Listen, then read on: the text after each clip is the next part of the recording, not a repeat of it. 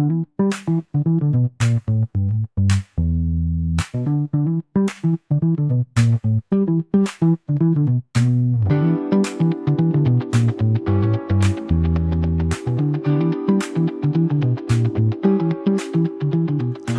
I'm Mike McLean.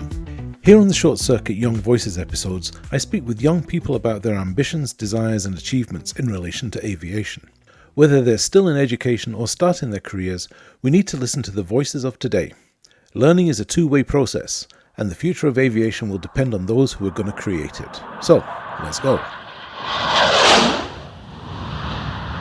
Today's chat is with Amelia Richardson. At 17 years old, Amelia has quite the story to tell. Her enthusiasm and experience is remarkable, and I would suggest a great example of what you can do when you put your mind to something. I'll let her tell her own story, but before we start, I have a request. Please remember to click the like button, share with friends and colleagues, and subscribe. This really does help us get the word out. So, with that in mind, here goes. So, good afternoon, Amelia Richardson. Welcome to the Short Circuit podcast. I'm going to start with question one, as normal, and that is, who are you and what is your current role in aviation? Well, firstly, Mike, thank you so much for having me. My name's Amelia. I'm a 17-year-old glider pilot based out of the UK. I also fly motor gliders and I also love flying upside down. Wow. Okay, that's a fairly impressive start. So, so how did you get into aviation? Well, none of my family fly, and I'd always been a plane mad since a kid, a little bit of a tomboy at primary school and stuff, and absolutely obsessed since the age of 4. Was first inspired when I flew to the Scilly Isles on a Twin Otter, and in the cockpit were 2 female pilots because you can see right in, and I spent the whole half an hour flight in awe. And I was like, right, that's what I want to do in life. And I guess 10 years later, here I am. Wow. Okay. So a Twin Otter is, I would agree that it's probably one of the best aircraft ever made. It's just so versatile. And if that's your introduction, then you were in good hands. If planes had personalities, the Twin Otter's certainly got one. I've been in a few. Fantastic. They're fantastic. And the fact that you can see out the front and see everything that's going on and hear all the noise and all the rattles and stuff. Yeah, it just makes you, I always feel safe in a Twin Otter. So that's what got you going. As a child, then what did you do? Just before school and at school, did you get involved with it, or what happened next? So really the next steps for me was becoming old enough and seeing if it was really what I wanted to do in life. And when I was 12, my parents brought me a flying lesson in a Piper Cub, just as sort of a make or break point to see if she really loves this, she'll want to do it in real life. And 40 minutes later, I come back grinning ear to ear. It's absolutely blowing a hoolie out. They were like, right, if she likes this, we know it's there to stay. And yeah, came back grinning from ear to ear. And the thing about I've got 2 siblings, so we have to all be treated the same with both my parents. Right. The thing about aviation, of course, is the cost, especially when you're young. And of course, I couldn't work when I was that young, was the cost. So my dad had the idea. He grew up next to a gliding club at RAF Holton. And he was like, why don't we try gliding? But the great thing about gliding is you can start when you're 13 years old. So I was in year 8 at that point in secondary school. And I had a lesson in a glider. And I was just like, oh my goodness, this is awesome. And next thing I knew, I started gliding. And I was solo by 14 when most kids can't drive then. I was flying airplanes on my own, which was awesome. Wow. I mean, I've spoken to a few people and on the show, and I've said this before, is that those that start with gliding really appreciate the aspects that gliding can bring to learning how to fly. I think the equivalent is karting compared to Formula One. When you're gliding, it's all down to just management of energy and the aircraft itself. There's no engines. You've got to get it right. You have to understand exactly what you're doing. Would you agree that's an accurate description? Or Yeah, gliding is all about skill. Of course, you can't go around. When I did my first go around in a motor glide, I was like, whoa, this is alien. But the thing about gliding, you have to use your feet. That's the number one difference. And you can't go around when you're coming into land. And it's all about energy management, as you said. So, if you've got excess speed, turning into height and vice versa. so the principles of flight and all that sort of stuff, I take it you got a fair amount of training, but I'm guessing you did extra reading when you went home. You didn't just do the bare minimum, you just got into it and it became a thing. Exactly. Well, when I was learning to glide, they say, buy yourself this gliding book.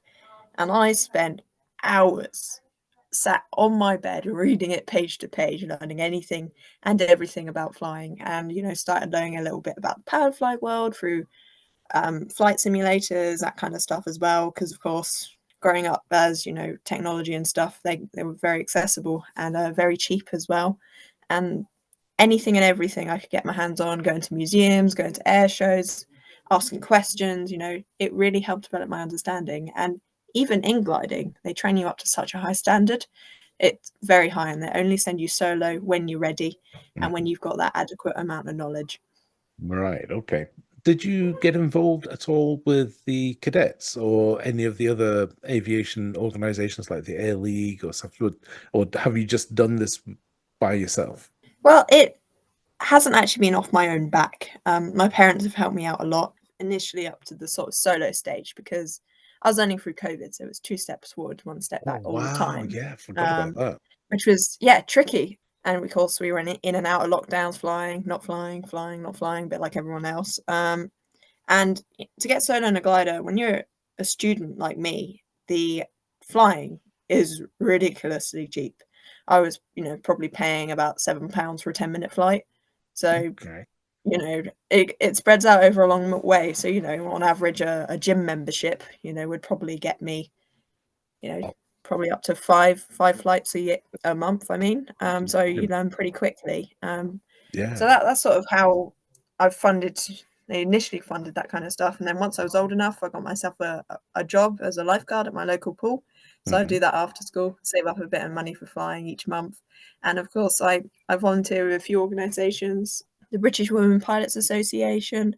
I try to volunteer with the Air League when I can, and when they have opportunities to, and just sort of anything and everything people need to come and help, I'll be there. So I love volunteering because it's giving back to what people have given me. My passion for aviation. That's what I do all this social media-ness for as well. So you start off with a twin otter, and then you got a trial lesson in a Piper Cub. So that's an unusual thing, as especially in a tail dragger, and the Cub's very old-fashioned sort of design. So that must have been quite a change for you going into something like that. Did it make you feel nervous going into the Cub, or did you just feel comfortable straight away? It definitely was my natural habitat. Now I've developed straight, into more advanced training aircraft, and there's definitely a place for vintage aircraft in my heart. I Hmm. love them all. They've got so much character. We have a lot of mixed fleets in the modern gliding world. So you've got all of the nice fiberglass stuff. It's really easy to fly. I don't like all that. It's too easy to fly. I like the old stuff because you've got to fly it properly. You've got to have, this. You've got to fly it properly. You feel very connected to the aircraft, and they've got so much more character. You have to fly it. Whereas this modern stuff, I swear, it's got autopilot in it because you can literally just relax and off it goes. You know what I mean? Okay, yep, yep. So, so what have you been in? Don't tell me your favorite because we'll be come back to that later on. But what else have you actually flown in, as in you've had control, where you've been the boss? Well, of course, the thing about gliding, you can only specifically fly gliders. Hmm. I've recently ventured out into the world of motor gliders, which are 50% glider, 50% aeroplane. Hmm. They can do everything an aeroplane can, but you can turn the engine off and it glides like a glider. Um, they're really nice. I love them. A lot of character, my kind of aeroplane. But the coolest aircraft I've been in command of was at my one of my home gliding clubs. It's called a Singsby T21 Sedba. Hmm. It's a open cockpit 1950s training glider used by the air cadets, Yep. um, and proper vintage aircraft. Love it. I recently got converted onto it as a gliding instructor, probably one of the youngest in her history. But wow, she's stunning, and I've been flying her, under instruction since I went solo and that kind of stuff on the odd joy flight here and there. And yeah, love her, absolutely love her to bits. And she's called Daisy. She's brilliant. She's my kind of aeroplane. And on a summer's day, it's really hot on the ground. You go up and it's like, cool off for 5 minutes. So nice. That's probably one of the coolest aircraft I've been in command of.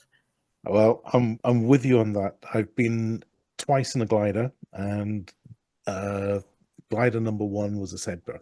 So it was Fantastic. it. You've taken me right back to I would have been 16, 17, that age. So yeah, I understand exactly where you're coming from, and let me tell you that those are memories that will stick with you because they're stuck with me, and I've got a terrible memory. So it's certainly imprinted itself on me. So I mean that's so what are your plans? Where are you going to go with this? What are you going to do with your aviation skills? Well, right now, a lot of people were asking me the exact same question, like, "Oh, what's your plan for gliding and aviation the next year?" Well, I've only got 1 year left of school, so right now I'm focused on setting myself up for a career in aviation. So, making as many contacts as I can and having a lot of fun along the way as well. I've just been awarded a fully funded PPL scholarship, so Oh that's wow! my whole Congratulations. summer gone. But I am super excited. Um, so yeah, that's what I'm planning to do this summer, and probably about this time next year, my plans to apply for the military as a pilot or aircrew. So Hmm. that's the plan. Right. Okay. And whereabouts in the country are you going to be doing your PPL? At the amazing airport that is Cambridge Aero Club. So you're going thinking of going into the military? Any significance in the preference for the military over civilian flying, or is it just that those are the things you want to get down to and faster, higher, more exciting, that sort of thing? Well, my dream's been to fly fast jets, Hmm. because you've got to aim high to get high. Yeah. Um, uh, in fact, fast jets is number one, but as long as I'm flying or flying in the back of something, I'm very happy. The biggest issue for me has always been the funding. Hmm. My dream, one of my other passions is instructing. I love doing it, love sharing the world of aviation to people, and the satisfaction you get from, when one of your students does something amazing is, or just, I can't describe it to you, you have to feel it yourself. It's just the cost of getting there is far too expensive, and coming straight out of school, it is difficult to get into. And I wish it was more accessible to people, especially, flight instructor career it's a lifestyle, not really a career. Um, and you do it for the passion, and I love it. I wish I could do that as well, but it's just too expensive to get into. Yeah, it's the big drawback with aviation. It's something that we can all try and do something about. I'm not too sure how we fix it, but yeah, it's got to come down in price. It really does have to come down in price because it just makes it so exclusive, and it makes other people feel excluded. And I think that's one of the problems. So part of the reason for this whole podcast is to try and inspire young people to get into aviation, and not just as pilots and not just as engineers, but all the other careers and opportunities that are there. But if it seems unreachable, then it turns people off and they go elsewhere. So we need to do something about that. Um, Yeah, I know what you mean. yeah. Okay. So coming back to the aircraft and the industry itself, what developments do you see coming over the horizon? What do you think is going to be important for you? So you're at the beginning of your career. A lot of the stuff that you will take for granted was space age science fiction for me when I was your age. So what do you see now that's going to be developed and become important? So when you're more mature, then you can look back at it and go, "Yeah, I saw that one coming." I think definitely there's a lot of talk on the sustainability side of aviation. Mm, So I have a feeling, in the next 20, 30 years, you know, aircraft, they will still be the same, but, there'll be a few changes along the way. And of course, everything's trying to be run as cheaply as possible. So I could see, things getting more exclusive, prices going up, which is, not what we need if we want more people to get into the industry. I don't know really. The thing about aviation, even though I've been in it a little under 5 years now, it's changed a lot in the 5 years I've been doing it. okay. Of course, on a gliding basis. But even in the gliding world, I'm seeing some very cool developments and very cool aircraft coming our way. The bigger, bendier wings, quicker jet engines being put in the back of them. Some pretty cool developments on the gliding end. I'm not so sure about the military and the commercial side, but Mhm. it'll be interesting to see.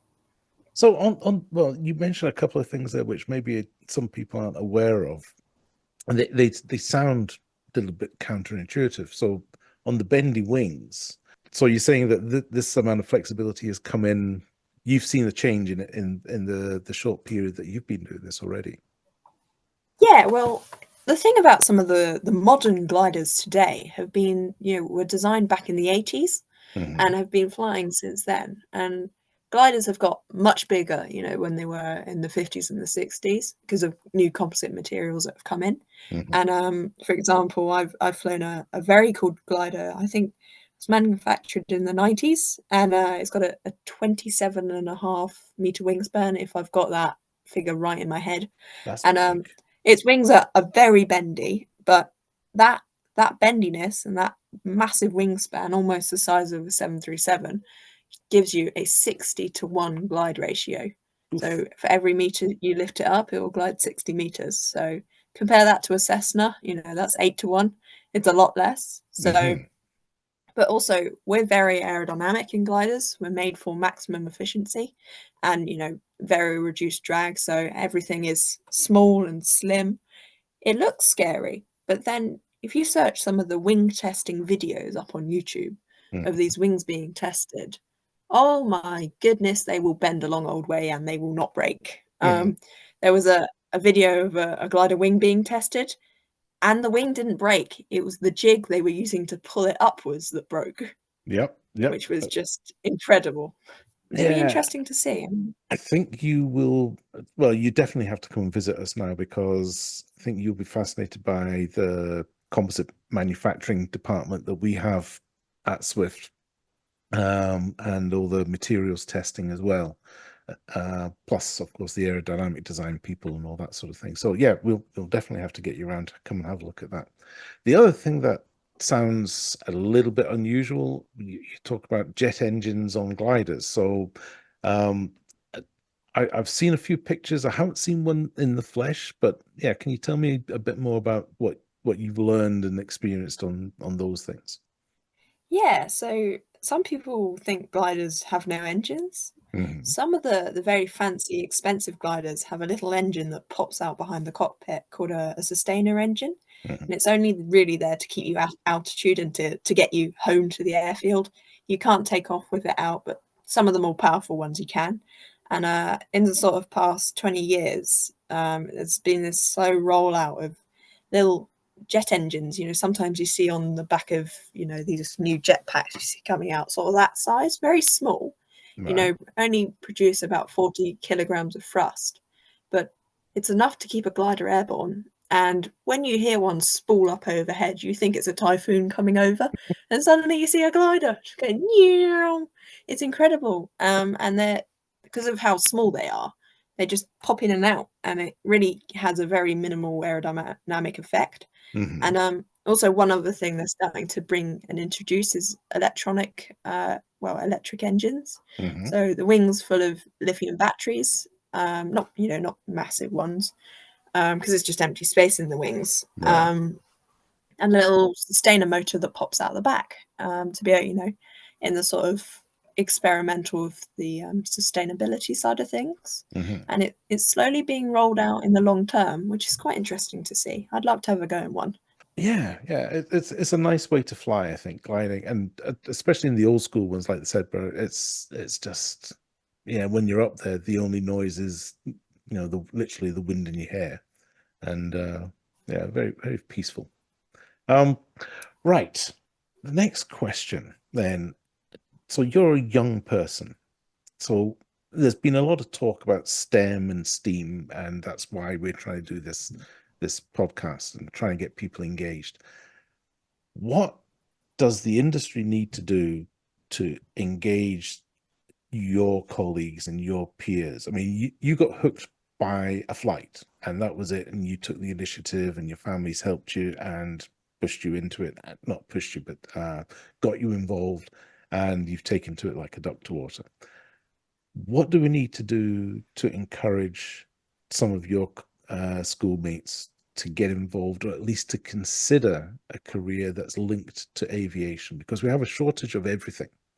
And I'm guessing that a lot of your peers have never really thought about getting involved in aviation. So how do we fix that?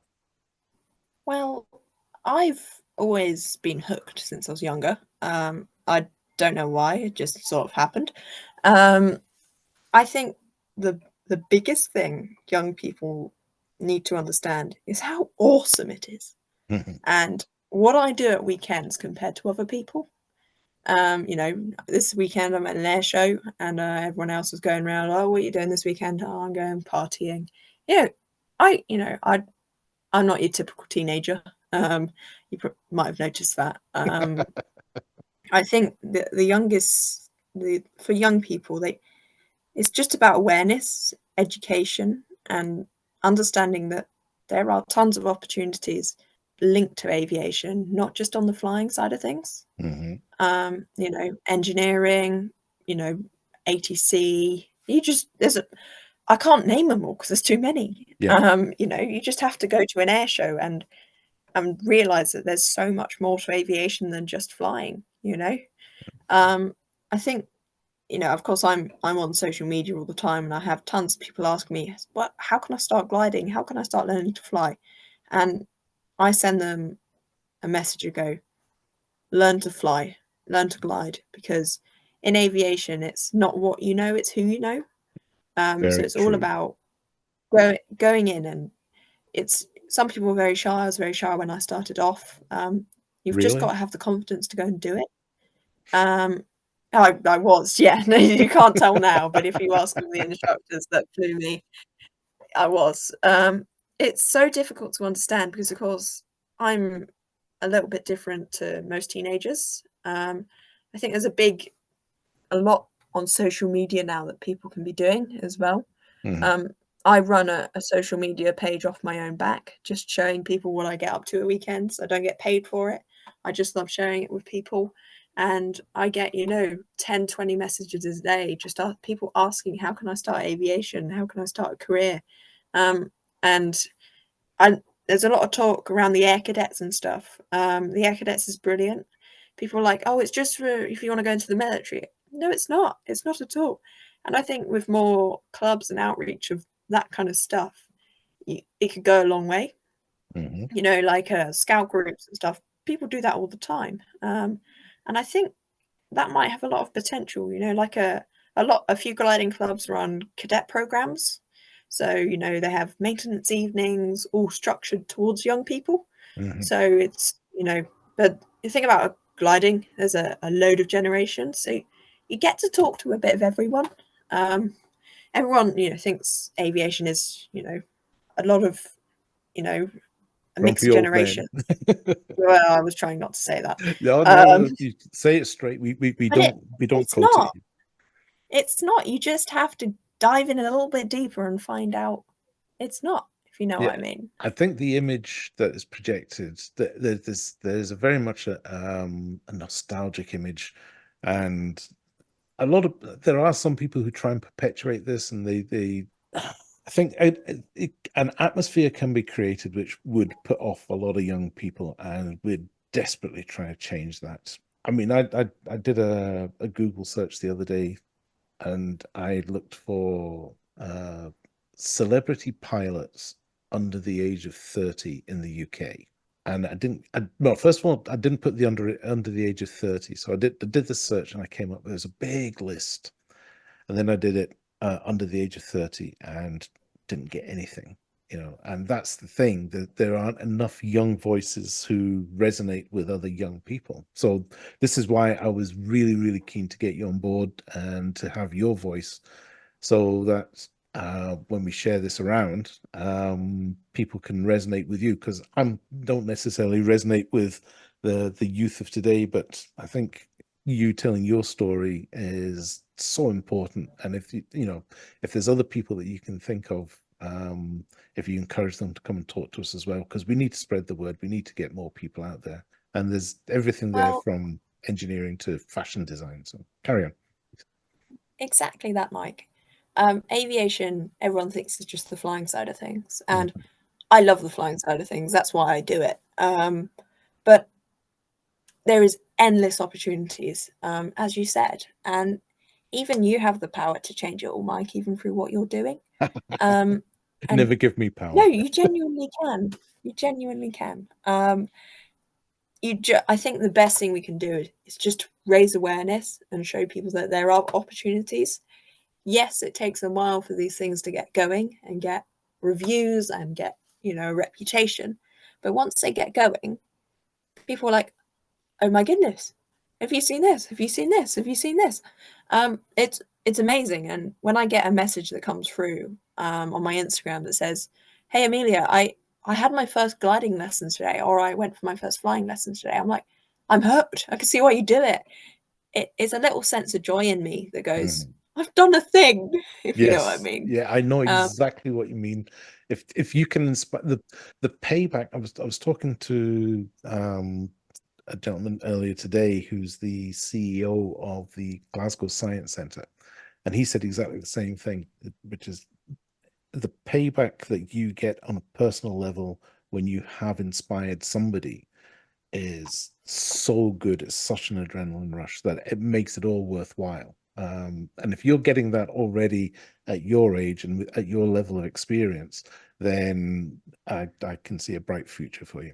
But with time running out, we come to the big question. So this is the one where we ask our listeners to, at this point, to remember to like, subscribe, and share as wide as possible. So the big question of the day: what's your favorite aircraft and why? or I've flown I've had the amazing opportunity to fly a lot of aircraft in the short 5 years I've been flying. Mhm. And I think the one, as there's two in fact that stick out like a sore thumb. Um, I've I've been lucky enough to have a 6 minute flight in a Jet Provost Mark V, Wow. which was right confirmed what I want to do in life. We'll put it that way. Okay. I had a short go at flying it. Oh my goodness, it's amazing. It's incredible. And then I as I said earlier in aviation, it's not what you know, it's who you know. Hmm. Um, and that was an amazing opportunity I was very kindly given, and I'd take it up again in a heartbeat. The second aircraft I've flown, which was the coolest, is a Yak 3 UTI. The it yeah 1,200 brake horsepower, cruises around the sky at 200 knots, and oh my god, the sound when it starts up is incredible. There's a video on my social media of me on the takeoff run feeling the power go in, and that that's that's not scripted. That the face did what it wanted. Right. And I was in awe for the entire flight. I shall look that So up. much respect, and So it's an amazing aircraft. Yeah. yeah, I mean, they are. I must admit, they do make a noise that you're not going to forget in a hurry. But I have to push you because you're only going to get one picture on the board. So which one are you going to put on our virtual control tower wall? I'm so sorry if my friend Bob's listening to this podcast. I'm so sorry, but the Jet Provost just strikes slightly higher than the Yak. Right. I don't know. I think maybe because it's the career I want to do. I'd literally only by a smidgen. I don't know why. Um, I don't know. It's gonna have to be Jet Provost. I'm so sorry, but it's incredible. So a JP Mark 5. Okay. So what I can tell you is that it's the second Jet Provost that's going to go up there, but it's the first Mark 5. So you have selected very well and very carefully, I think there. Amelia, we are literally just about to get thrown off the system. So it's been an absolute pleasure talking to you. I will be back in touch with you at some point in the not too distant future, and we shall start making arrangements for you to come and visit us over at Swift Aircraft. Well, fantastic. Thank you so much for having me on here. It's been a pleasure sharing my passion for what I love, just, aviation. And I hope it, helps people be inspired because it's what I love doing. And all the best. Thank you so much. And I'll see you in the skies. So that was Amelia Richardson. It's genuinely great to chat with someone at that stage in their life who is so enthusiastic and committed to their ambition. As with many of our previous guests, the bottom line is passion and a willingness to make the effort. It's undeniable that you get back more than you put in, and if you can help others along the way, then that makes it even better. So, we wish Amelia success on her journey, and, as always, thanks for listening and fly safe.